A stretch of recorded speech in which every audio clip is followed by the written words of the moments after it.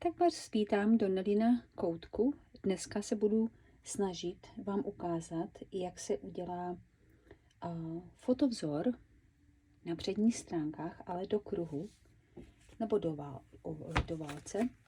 Hned na začátku bych se chtěla omluvit za moji češtinu, protože už jsem 35 let v Kanadě a moje čeština není nejlepší, tak doufám, že vám to moc nepopletu. A o co se budeme dneska snažit, bude tady tohle. A budeme k tomu potřebovat řezání na papír, samozřejmě nůžky, dvoustranné lepidlo. Já používám nožík, ale je to na zostřování stránek, na překládání stránek budeme potřebovat nožík. Samozřejmě budeme potřebovat vzor. A já jsem si vzala takové pravítko, s kterým budu odměřovat věci. A vzala jsem si knihu tentokrát s měkkýma složkama, ne s tvrdýma. Tak uvidíme, jak to všechno bude. Jak vidíte, můj vzor je jenom 10 cm, takže polovina mé knihy. Takže se vyzkoušíme, jak to bude fungovat, když rozřežeme knihu na půl a použijeme jenom půlku z půlky. Tak jdeme na to. Vybrala jsem si knihu, která má skoro 800 stránek, takže z toho můžete udělat hodně různých projektů. A hlavně, aby tahle kniha a ten hřbet neměl hodně lepidla, aby se to dalo dobře ohýbat, aby jsme z toho mohli ten kruh potom později udělat. Takže já teďka přestanu na chvilinku mluvit a ukážu vám, jak budeme postupovat.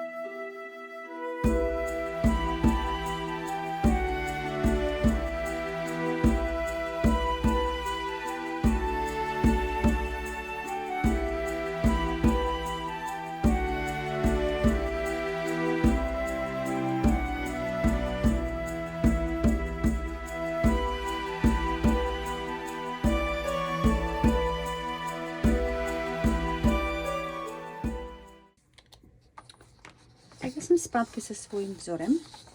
Všechno jsem si vytiskla, mám 10 stránek pro tenhle vzor. A teďka si nařežeme si pásky na náš vzor. Stavíme se velký kusů papíru a nakrájíme si, nařežeme si náš vzor na pásky. Na každé stránce uvidíte čísla nahoře i dole, takže se to dá líp narovnat, takže to bude pěkně nařezané, jak na vršku, tak dole to bude pěkně rovné, takže pásečky by měly být pěkně tak, jak mají být. Řezejte si jenom jednu stránku na jednou, neřezejte celý vzor na jednou, protože se vám potom ty stránky popletou a bude to těžké skládat a hledat ty stránky. Takže co já teďka udělám, já nařežu tady tuhle stránku a ukážu vám další krok. Teď, když to máme nastříhané nebo nařezané, tak si složíme pásky z téhle stránky na půl a dejte si čísla stránek, ať jdou po sobě, ať se vám to potom dobře skládá, nemusíte to hledat. Takže budete mít číslo 1, 3, 5, 7, každé druhé číslo, každé liché číslo stránky byste měli mít na svém vzoru. Takže aby vám to potom pasovalo do knížky. Takže já to teďka tady naskládám a vrátím se zpátky za vámi, abych vám ukázala další krok.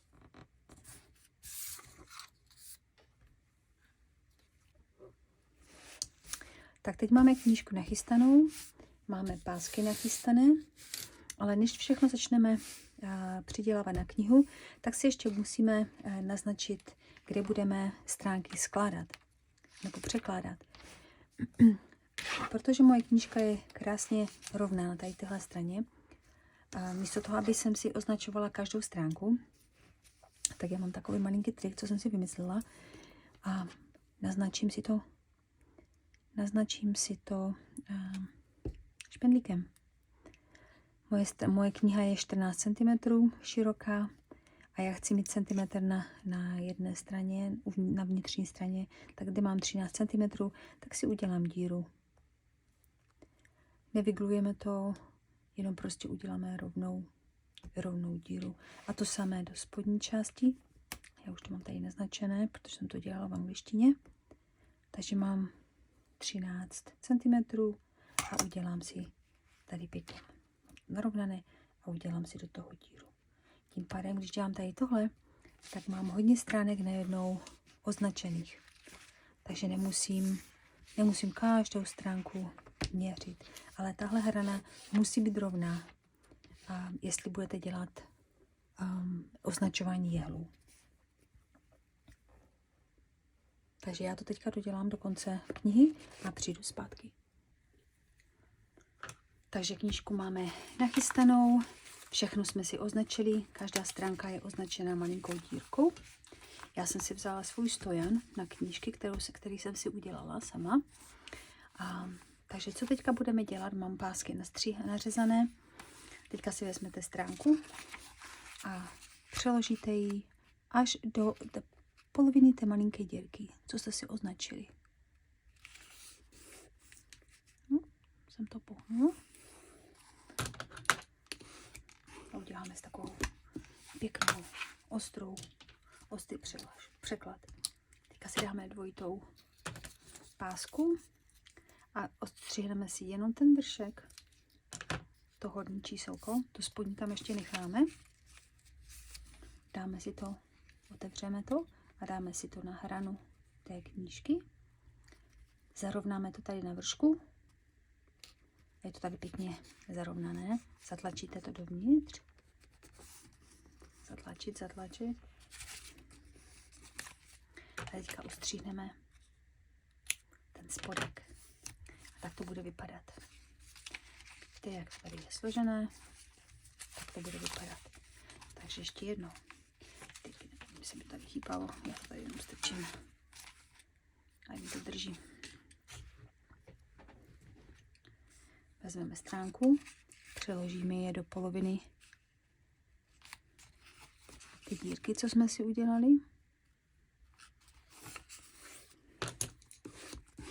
Přeložíme si stránku, dáme si dvojitou pásku. Teď si vezmeme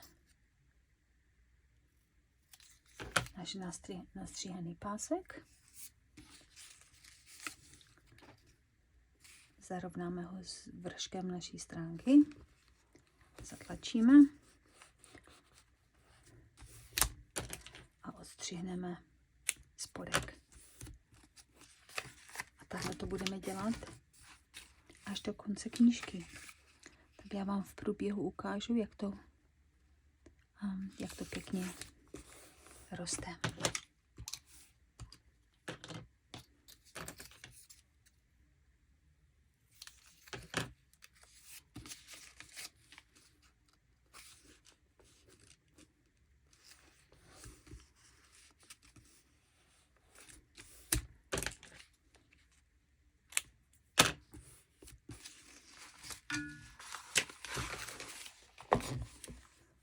To zatím máme. Některé stránky se zasunou jedna do druhé, ale to nevadí, to se potom vytáhne. Takže vidíte pěkně, jak je to rovné. Tady je to pěkně rovné. A předem máme taky pěkně rovný obrázek se nám začíná tvarovat.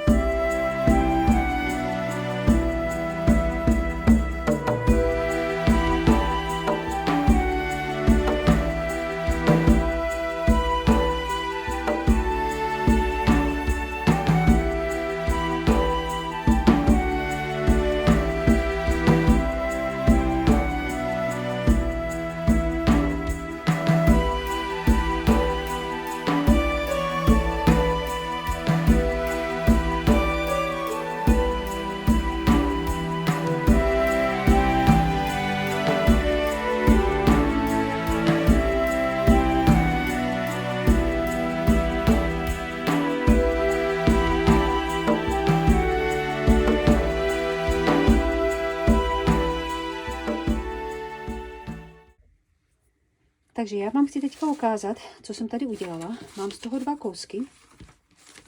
A každý kousek má jiný obrázek. To je jenom pokračování tady toho. A důvod, proč jsem to udělala, protože my máme vzor, který je v kruhu, dělaný v kruhu.